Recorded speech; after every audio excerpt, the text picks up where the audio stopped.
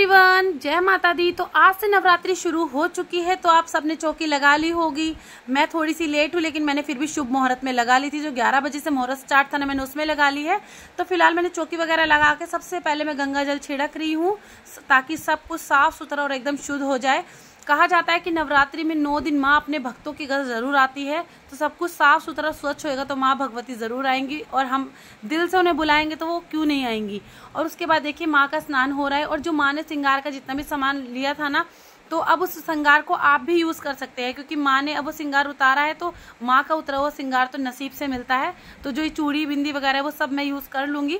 उसके बाद देखिए मेरी माँ ने आज लहंगा पहना है, ये पीले कलर का, और ये रेड कलर की माँ की है चुन्नी। उसके बाद देखिए सबसे पहले हमें चौकी पे रखने हैं कुछ चावल के दाने। चावल के दाने टूटे हुए ना हो, इस बात का आप जरूर ध्यान रखना। उसके बाद सर्वप्रथम हम गणेश जी को विराजमान कर देंगे। उसके बाद मैंने अपनी माता को विराजमान कर दिया है। और सबके घर में चौकी लगाने का अलग अलग तरीका होता है, तो हम इस तरीके से चौकी लगाते हैं। उसके बाद देखिए मैंने तोला ले लिया है, और जो मिट्टी है उसको थोड़ा सा गीला कर लिया है। अब मैं तोले के साइड से सारी मिट्टी को थोड़ा थोड़ा हटा लूंगी। साइडों में मैं डाल रही हूँ जौ। उसके बाद इन जौ के ऊपर मैं दोबारा से इस मिट्टी को फैला दूंगी। उसके बाद हम कलश रखेंगे। कलश आप मिट्टी, तांबे, स्टील कैसा भी रख सकते हैं, वो आपकी मर्जी है। तो मैंने मिट्टी का लिया है, और इसको अच्छे से मैंने धो लिया है, और इसमें पानी भर लिया है। उसके बाद इसमें डाल दिया है थोड़ा सा गंगा जल। और देखिए अब मैं इसमें डालूंगी एक सुपारी और एक 2 का सिक्का। तो कहा जाता है कि विष्णु जी का प्रतीक हो जाता है। उसके बाद इसका ढक्कन रख के इसके ऊपर मैं रोली से सतिया बना रही हूँ, और इसके ऊपर मैं मोली भी बांध दूंगी। उसके बाद हम इसके ऊपर स्थापित करेंगे अपनी भेंट। आपकी कोई भी मनोकामना हो, जो आपकी मनोकामना बहुत दिन से पूरी ना हो रही हो, तो आप माँ भगवती से 9 दिनों में अपनी मनोकामना मांगेंगे ना, तो ज़रूर पूरी होगी। तो देखिए हमें एक नारियल लेना है और एक चुन्नी। तो नारियल आप जटा वाला ले। उसके बाद देखिए इस चुन्नी में हमें 2 इलायची, 2 लौंग और 1 सुपारी, और हमें रखने हैं 11 रुपये। उसके बाद ये नारियल को रख के हम अच्छे से इस पर चुन्नी लपेट देंगे। और हमें ये मोली है ना, ये कम से कम 9 बार लपेटनी है, और अपनी मनोकामना मांगते हुए कि माँ भगवती आप हमारी मनोकामना जरूर पूरी करें, हम ये आपको अरदास लगा रहे हैं। उसके बाद देखिए हमारे भेंट बन चुकी है। उसके बाद हम इसमें रख देंगे। और याद रहे कि इस मोली में आपको गांठ बिल्कुल भी नहीं लगानी है, बिल्कुल टाइट टाइट। आप जब इसको 9 बार लपेटेंगे ना, ये अपने आप टाइट हो जाएगी, गांठ की जरूरत भी नहीं रहेगी। उसके बाद लीजिए हमारी कलश स्थापना हो चुकी है, और अब बारी आती है हमारी माँ भगवती के श्रृंगार की। तो देखिए कहा जाता है 9 दिन में माँ को हरी लाल चूड़ियाँ बहुत प्रिय होती है। तो देखिए मैं माँ की हरी और लाल चूड़ियाँ लाई हूँ, तो मैं ये माँ को हरी और लाल चूड़ियाँ पहना रही हूँ।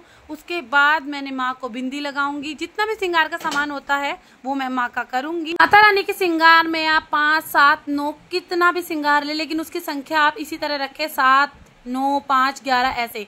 तो देखिए सबसे पहले मैं माँ भगवती को चूड़ी पहना दी है। उसके बाद मैंने माता रानी को ये सिंदूर लगा दिया है, और अब लगा देते हैं माता रानी को नेल पेंट। मैं अपनी माँ भगवती का सारा श्रृंगार करती हूँ, चाहे मैं थोड़ा सा लगाऊं, लेकिन मैं जरूर करती हूँ। उसके बाद देखिए माँ भगवती को मैं हाथों पे नेल पेंट लगा रही हूँ, और उनके पैरों में भी लगा देंगे।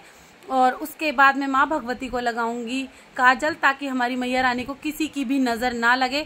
और किसी की क्या, जब माँ भगवती का इतना प्यारा श्रृंगार होता है, माँ इतनी सुंदर लगती है, तो अपनी भी नजर लग जाती है। तो भगवान हमारी मैया रानी को हमारी भी नजर ना लगे। तो लीजिए मैंने माँ के टीका भी लगा दिया है काला, ताकि मेरी माता रानी को किसी की नजर ना लगे।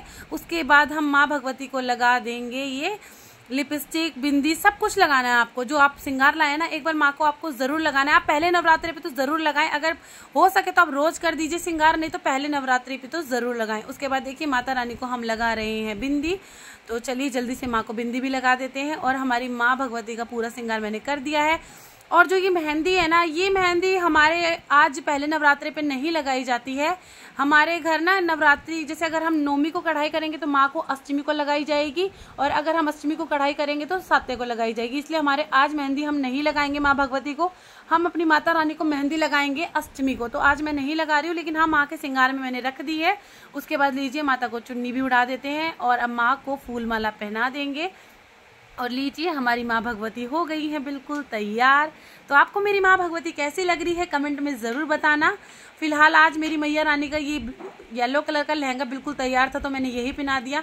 अब देखते हैं माँ को कल कौन सा लहंगा पसंद आएगा और वो कौन सा पहनती है, क्योंकि हमारी मर्जी नहीं चलती है। जो माँ ने पहनना है बस माँ वही पहनती है। ये तो सिर्फ दिल का वहम है कि हम अपनी माँ के लिए ये लाए हैं, लेकिन ऐसा कुछ भी नहीं है। हम लाने वाले कुछ भी नहीं है, वो मंगवाने वाली हैं। उसके बाद देखिए मैंने माँ लक्ष्मी को गुलाब का फूल अर्पित कर दिया है, और माता रानी को भी। कहा जाता है माँ को ना गुलाब के फूल बहुत पसंद होते हैं। तो मैंने वही चढ़ाए हैं। और उसके बाद ना आप नवरात्रि में जब भी पूजा करें ना, तो आप रुई की बाती ना बनाएं, कलावे की बाती बनाएं और लंबी बाती ज़रूर बनाएं। कहते हैं कि ना नौरते में यही बाती बनानी चाहिए। और उसके बाद देखिए मैंने माँ का श्रृंगार, सूट साड़ी आप जो भी रखना चाहते हैं वो ज़रूर रखें, तो मैंने रख दी है। और देखिए मैंने माँ भगवती के भोग में रखा था ये पंचमेवा है और फल है, कच्चा दूध है और लौंग, पताशे, इलायची, इसका तो आपको पता है माँ को ज़रूर भोग लगता है। उसके बाद आप कुछ भी पढ़िए। तो मैंने देखिए माँ भगवती की 108 नाम का जाप कर लिया था। उसके बाद मैंने दुर्गा चालीसा कर ली है। उसके बाद हम कर रहे हैं आरती। तो आरती मैंने और मम्मी हम दोनों ने ही करी है, क्योंकि हम दोनों ही व्रती हैं। अभी फ़िलहाल घर में किसी ने नहीं करा है, तो हम दोनों ने करा था, तो हम दोनों ने पूजा कर ली है। उसके बाद माता रानी की आरती करने के बाद हम भोग लगाएंगे। और भोग माँ भगवती को नवरात्रि में ना आप अंगारी पर भोग जरूर दे, कि कहा जाता है कि माँ को ना अंगारी पे भोग देते हैं तो माँ बहुत खुश हो जाती हैं और उस भोग को माँ जल्दी से ग्रहण कर लेती है। तो जब हम आरती करनी शुरू भी नहीं करी थी, उससे पहले मैंने गैस पे अंगारी रख दी थी कि इतने आरती होगी और इतने अंगारी भी हो जाएगी। तो जैसे ही आरती हुई हमारी अंगारी हो चुकी थी और मैंने जल्दी से अंगारी ले आई हूँ।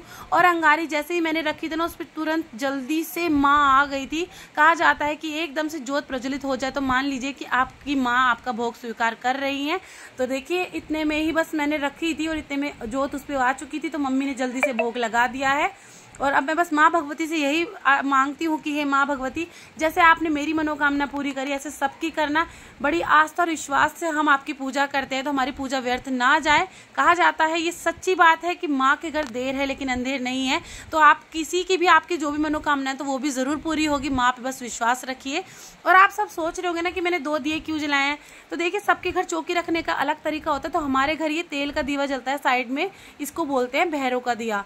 उसके बाद देखिए हम क्या करते हैं ना, रोज़ एक कन्या को मैं ज़रूर बुलाती हूँ। उसके बाद देखिए जब वो घर आती है तो सबसे पहले उसके चरण धो लेती हूँ।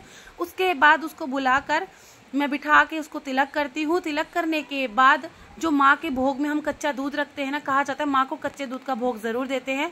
उसके बाद अब सबसे पहले इस कन्या को मैं तिलक कर दूँगी और अब इसको कच्चा दूध पिलाऊंगी और दक्षिणा और फल और जो मेवे का प्रसाद माँ को हमने रखा है ना, सबसे पहले मैं इस कन्या को ही दूंगी। तो मैं 8 दिन तक रोज एक कन्या को ये ज़रूर देती हूँ। उसके बाद नवमी को 9 कन्याओं को बुला के उनका मैं पूजन करती हूँ। तो देखिए आज मैं पहला नवरात्र है तो मेरी कन्या आ चुकी है, बस मैं अब उसी का पूजन कर रही हूँ। उसके बाद ही हम चाय पानी वगैरह कुछ पियेंगे, उससे पहले हम नहीं पियेंगे। तो देखिए मेरी कन्या माता ने भोग ले लिया है, बस अब उनको जल्दी से दूध भी पी लेंगी ना, उसके बाद वो जाएंगी तो बस मैं पैर छू लूँगी। और आप प्रसाद जब देना तो उसके साथ दक्षिणा ज़रूर दें, कि कहा जाता है दक्षिणा हमारे हर अधूरे काम को पूरा करती हैं। और लीजिए हमारी माँ भगवती ने अपना भोग ग्रहण कर लिया है, क्योंकि माँ कन्या के रूप में ही आती है। तो फिर मिलेंगी, बाय।